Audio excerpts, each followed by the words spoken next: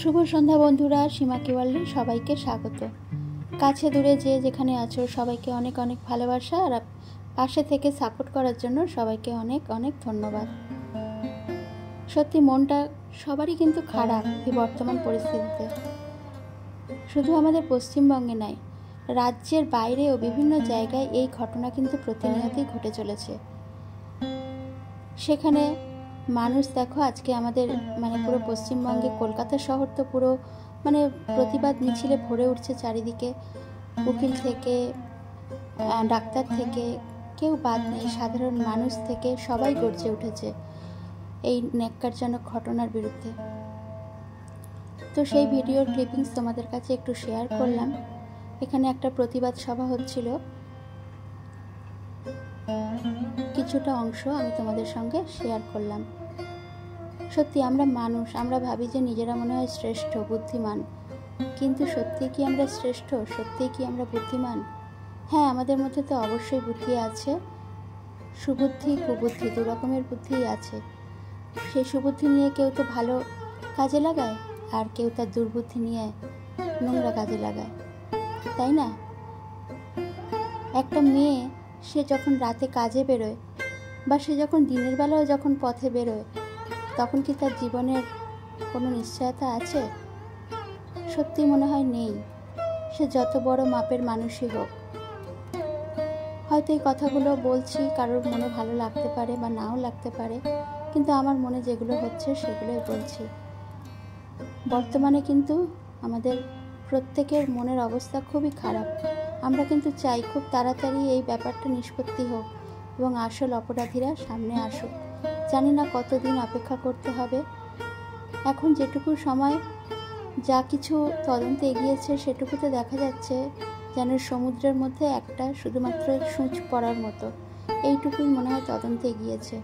কিন্তু আসল অপরাধীরা এখনও পর্দার আড়ালে রয়েছে। শুধুমাত্র একজন দুজন না, এর পিছনে অনেক বড় মাথা তো কাজ করেইছে। যতদিন না এই ব্যাপারটা নিষ্পত্তি হচ্ছে, কারোর মনে কিন্তু শান্তি নেই। তো তোমাদের সঙ্গে কিছু মনের কথা শেয়ার করলাম বন্ধুরা। তোমরা যদি একমত হও আমাকে কমেন্ট করে লিখো। তো দেখো, ছেলের কলেজে যাচ্ছিলাম ছেলেকে নিয়ে। তো এই শিয়ালদা স্টেশন থেকে এবারে যাব মেট্রোর দিকে। তো সেখানে কিছুটা ভিডিও করেছিলাম, তোমাদের সঙ্গে শেয়ার করলাম। আর আকাশের কালারটা দেখেছো বন্ধুরা? অপূর্ব অপূর্ব, সত্যি ওই দিকে তাকালে যেন চোখ ফেরাতে ইচ্ছা হয় না। তো আমরা তো যাচ্ছি। তোমরা কিন্তু ভিডিওটা দেখতে থেকো আর শেষ পর্যন্ত দেখো বন্ধুরা অবশ্যই। আর একটা করে লাইক করো, কমেন্ট করো। এটা কয়েকদিন আগের ভিডিও। দেখো, মেট্রো স্টেশনে এই যে ছোট দোকানটা দেখতে পেলে, এই দোকানটা কিন্তু সব সময় খোলা থাকে। ঠিক আছে, যারা যাতায়াত করো, নিত্য যাতায়াত করো বা মাঝে মাঝে যাতায়াত করো, তারা তো সবাই জানো। কিন্তু দেখো, দোকানটা কিন্তু বেশ কিছুদিন ধরে দেখছি বন্ধ, কেন জানি না।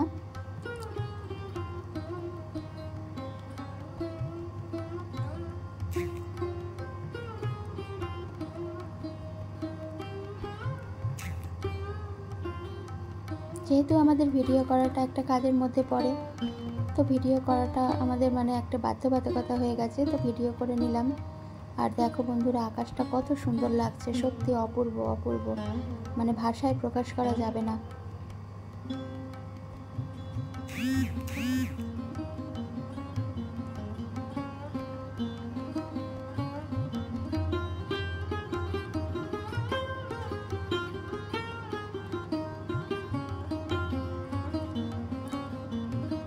তো দেখো, কলেজের সামনে ছেলে ঢুকে গিয়েছিল এবং আমি এখান থেকে পাস্তা নিয়েছিলাম।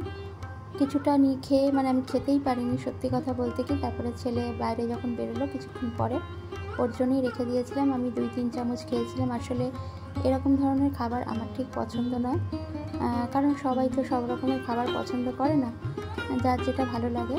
আর বিশেষ করে এই সস বা মেয়োনিজ এইরকম দেওয়ার ফলে সেই খাবারটা যেন বেশি স্পাইসি হয়ে যায়, সেই জন্য আর আমি সত্যি খেতে পারিনি। 3-4 চামচ খেয়ে আমি খেতেই পারিনি।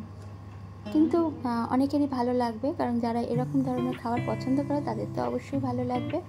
আর কলেজের শেষে আমরা বাড়ি ফেরার সময় এই যে এখানে দেখো, এটাও শিয়ালদা স্টেশনের মানে পৌঁছে, সেখানে দেখো এই সবজিওয়ালা মানে বিভিন্ন রকম সবজি বিক্রেতারা বসে আছে।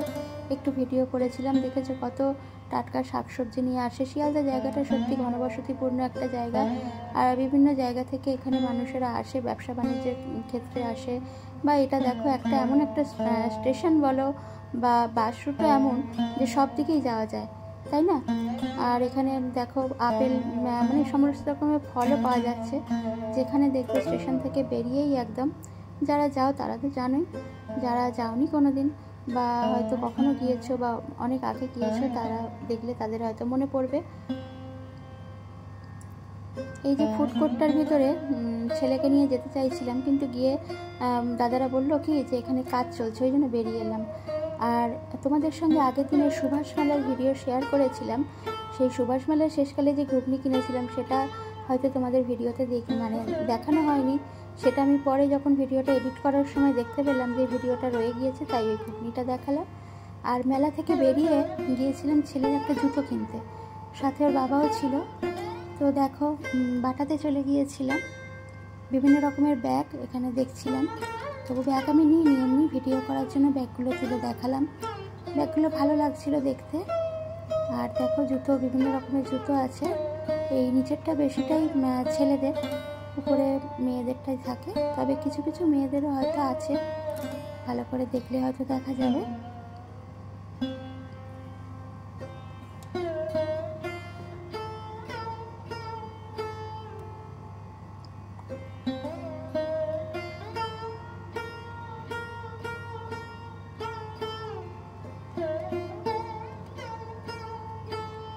অনেক সকালে বেরিয়েছিলাম, শরীর ভীষণ ক্লান্ত লাগছিল।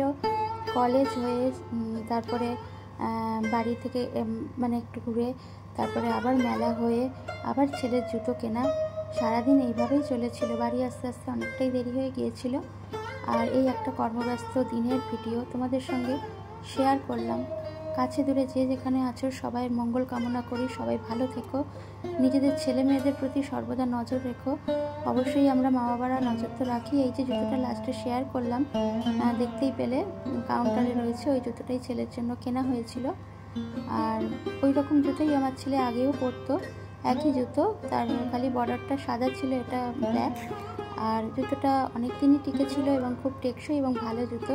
পায়ে পরলে মনেই হয় না যে কোনো জুতো পরে আছে, মানে এমনই মনে হয়, এতটাই হালকা জুতো। তো যাই হোক বন্ধুরা, তোমাদের সবাই মঙ্গল কামনা করে ভিডিও শেষ করলাম।